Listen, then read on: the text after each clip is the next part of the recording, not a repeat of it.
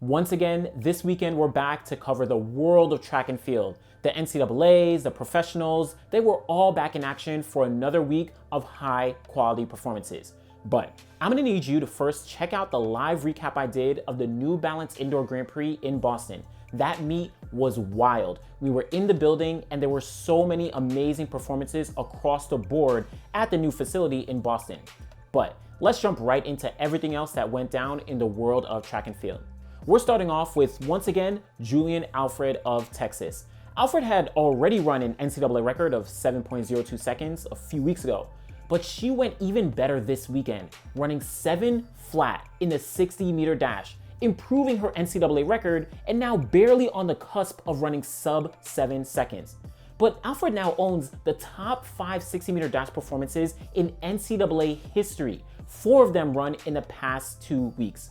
And that actually slips her into number 14 all time in the world in the history of the 60-meter dash. Clearly, Alfred is far and away the favorite for the 60-meter title at NCAAs, but I would go further and bet that we see her under 7 seconds before the season is over. Now, competing over in South Carolina, also in the 60-meter dash, I have to shout out Tamari Davis. She ran a personal best of 7.07 seconds in the 60. Her previous best was 7.18 seconds from 2 years ago. The important piece here though is that it bodes very well for what she's going to do in the 100 meters outdoors.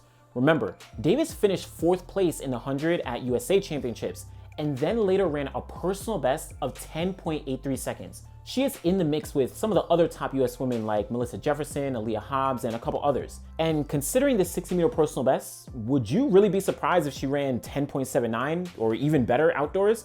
I honestly wouldn't. But let's look out for Tamari Davis and see what she does.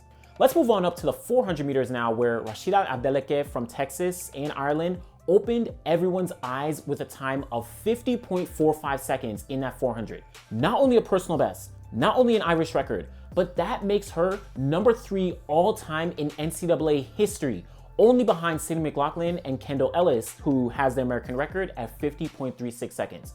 If you missed it, check out the video I did just a couple weeks ago telling the story of Adeleke's rise from European Youth Champion to competing at the World Championships and European Championships last year. I predicted that this Irish 400-meter record would go down indoors, but honestly, I didn't expect it to be taken down by this much. If Adeleke wins the 200-400 double, I would not be surprised during this indoor season. I'm not predicting that it will happen, but just saying it very well could happen, so look out for Adeleke. Now, on the men's side in the 400, all the way out in Norway, the 400-meter hurdle Olympic champion and world record holder Karsten Warholm opened up his season in the 400 running 45.31 seconds. Now, this isn't a personal best, but it is his second fastest 400-meter time ever, and his fastest season opener ever. It's not a crazy performance to read too much into other than Warholm is fully healthy and not slowing down at all. Considering how fast he's been getting, and with Benjamin and Dos Santos, they've all been pushing the boundaries of the 400-meter hurdles.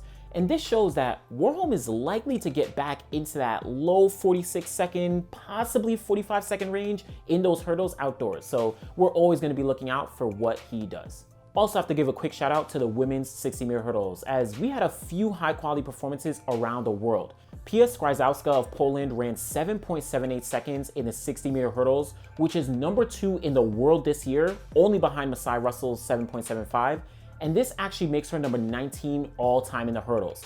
Also, Alaysha Johnson, she ran a personal best of 7.82 seconds in the hurdles. That puts her on the cusp of being top 30 in the history of the event. Now, this event seems to just be on cruise control at this point, with so many amazing performances that women have been putting down, and I think we are all here for it. Closing things out on the track, we have the Arkansas men's 4x400 meter relay. Now, the team of Washington, Benson, Owens-Delerme, and Bailey came together to run 3 minutes, 1.09 seconds. That time is the second fastest performance in NCAA history, and barely off the NCAA record set by USC back in 2018. Now, if you remember, that NCAA record from USC was technically the world record time-wise, but World Athletics has this weird rule where all the athletes have to be from the same country or else it really doesn't count for any records. Well, back then, Rai Benjamin from USC was technically still representing Antigua and Barbuda, so that mark didn't count. Well, this same situation occurs right here. The Arkansas men's team is the second fastest time in world history, but it counts for absolutely nothing other than the NCAA. Really because Aiden Owens-Delerme, he represents Puerto Rico. It's a strange and honestly, it's a rule that makes absolutely no sense, but it is what it is. I expect that NCAA record in the 4x4 to really be taken down either by SEC championships or by NCAAs this year. Let's move on over into the field events though, and we have to talk about Mondo Duplantis in the pole vault. In his first meet of the 2023 season, Mondo got over 6.10 meters in the pole vault. This was the highest opening mark for a pole vaulter in the history of the event. And let's be honest, would you expect anything different? Mondo is the world record holder and still getting better and better. So this really wasn't too much of a surprise if you think about it. But when Mondo competes, we'll always have to be on world record watch. So amazing performance.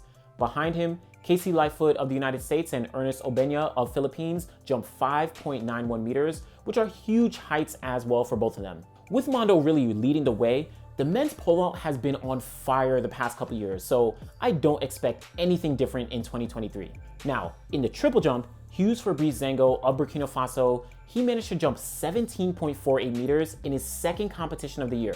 Zango is a world indoor record holder in the triple jump, and he's coming off a silver medal outdoors at Oregon. I'm of the opinion that Zango has a ton of untapped potential in the triple jump and should really have a few more 18-meter marks to his name.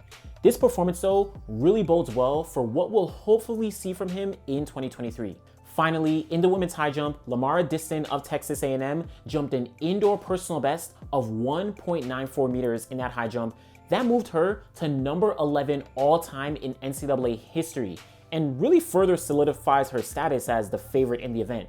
She won both the indoor and outdoor titles in 2022, and this year she looks on pace to do the exact same thing. Representing Jamaica though, she finished 9th place at the World Championships last year, but then went on to win the gold medal at the Commonwealth Games in 2022. So Distin clearly has bigger goals than just the NCAAs, so this is just a stepping stone towards those. So those were just some of the top performances from this weekend from around the world, NCAAs and pros. Of course, there's no way for me to always catch all of them, so go in the comments below, let me know not only your favorite result from the weekend, but also anything notable that I might have missed. And again, be sure to check out the New Balance Indoor Grand Prix live recap that I just put out. So many great performances at that new track at New Balance. Stay tuned for the Millrose Games that'll be coming up this weekend. We'll be live in the building there as well. Be sure to like the video, subscribe to the channel. We'll be back again next time. Thanks for watching. But if you can describe 2023, kind of like your comeback season in one word, what would you say?